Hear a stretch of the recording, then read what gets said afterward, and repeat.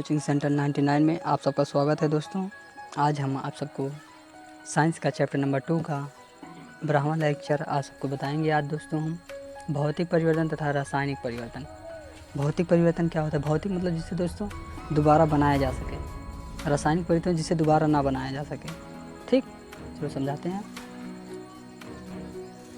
क्या है भौतिक तथा रासायनिक परिवर्तन। ठीक, भौतिक तथा रासायनिक परिवर्तन। चलो शुरू करते हैं। क्या कह रहा है? कुछ परिवर्तनों में कोई नया पदार्थ नहीं बनता, बल्कि पदार्थ की केवल भौतिक अवस्था परिवर्तित होती है। परंतु कुछ परिवर्तनों में नए पदार्थ बनते हैं, अर्थात नए पदार्थ बनता है। यह नहीं, इसके आधार पर परिवर्तन को दो वर्गों में बांटा गया है। ठीक है दोस्तों, समझिए, चलो दो वर्गों में बांटा गया है। पहला क्या है? भौतिक परिवर्तन, दूसरा रासायनिक परिवर्तन। पहले भौतिक परिवर्तन देखेंगे क्या है दोस्तों। ठीक, क्या कह रहा है? जिस परिवर्तन में कोई नया पदार्थ नहीं बनता, जैसे मान लीजिए दोस्तों आप क्या करोगे, वाष्प से बन जाएगा। यहाँ पे सूर्य है, मान लीजिए यहाँ में जल है, जब यहाँ से किरण जाएगी क्या हो जाएगा?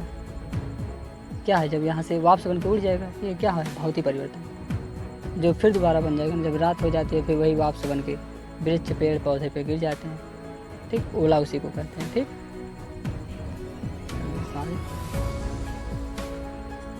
उसे भौतिक परिवर्तन कहते हैं। इन परिवर्तनों में पदार्थ, घटक तथा रासायनिक प्रकृति नहीं बदलती। आगे, इसमें पदार्थ की केवल भौतिक अवस्था बदलती है, मतलब पदार्थ की भौतिक अवस्था सिर्फ बदलती है। ठीक दोस्तों, अर्थात यह अस्थायी परिवर्तन है और इन्हें भौतिक प्रक्रम द्वारा मूल अवस्था में लाया जा सकता है। ठीक, उदाहरण के लिए क्या कह रहा है? जब हम बर्फ़ को गर्म करते हैं तो यह पिघलकर जल बन जाता है। ठीक दोस्तों, बर्फ़ को गर्म करते हुए क्या होता है? जल में बदल जाता है। और जब इसे को और गर्म करने पर यह भाप में परिवर्तन हो जाता है। बर्फ़, जल तथा भाप रासायनिक रूप में समान है तथा इनका आणविक सूत्र H2O है कि समान है। ये केवल अपने भौतिक गुण को भिन्न है, अर्थात बर्फ़ का पिघलना, जल का बर्फ़ बनना, परिवर्तन होना भौतिक परिवर्तन है। अर्थात भाप का संघनित होना, जल बनना तथा जल का भाप बनकर भौतिक परिवर्तन है। ठीक है,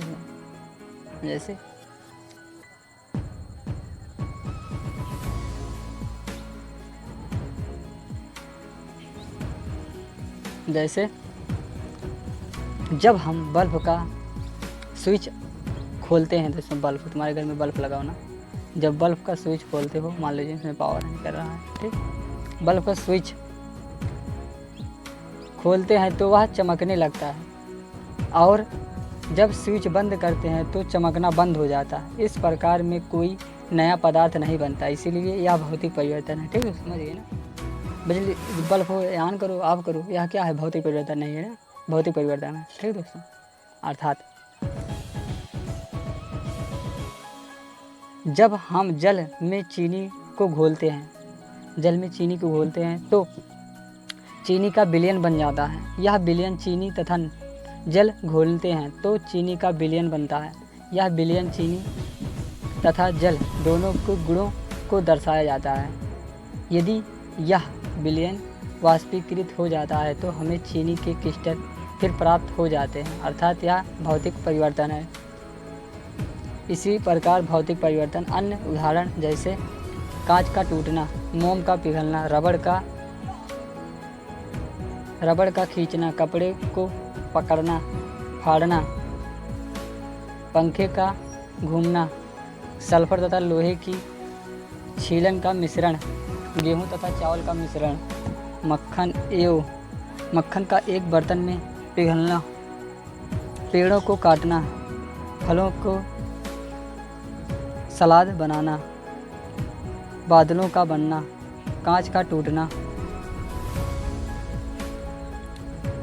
चाक का टूटना, कागज़ का फटना आदि। ठीक है दोस्तों, भौतिक परिवर्तन समझ गए। चलो आगे, रासायनिक परिवर्तन क्या कहते हैं? इसमें जिससे नए पदार्थ का निर्माण हो दोस्तों, इसे बनाया ना जा सके, उसे रासायनिक परिवर्तन कहते हैं। जैसे जिस परिवर्तन में कोई नया पदार्थ बनता है उसे हम रासायनिक परिवर्तन कहते हैं। रासायनिक परिवर्तन में पदार्थ नए पदार्थ से परिवर्तित हो जाता है।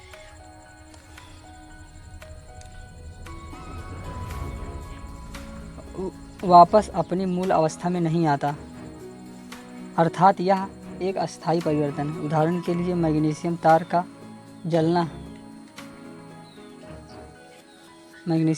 जलना,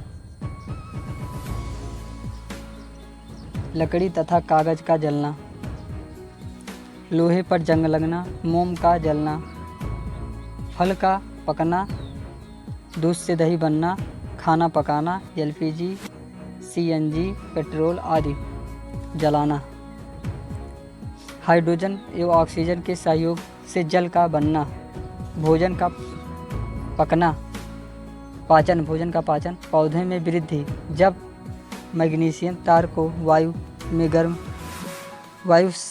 गर्म करते हैं तो सफ़ेद चूर्ण मैग्नीशियम ऑक्साइड के रूप में नया पदार्थ बनता है, अर्थात यह रासायनिक परिवर्तन है। इसी प्रकार लकड़ी, मोमबत्ती, कोयले, कागज़, एलपीजी, सीएनजी, पेट्रोल आदि जलकर CO2 बनाते हैं। ठीक दोस्तों, रासायनिक परिवर्तन। जय हिंद दोस्तों, वीडियो अच्छा लगा तो इनको सब्सक्राइब करो, साथ में बेल आइकन दबाना मत भूलना दोस्तों। जय हिंद, वंदे मातरम।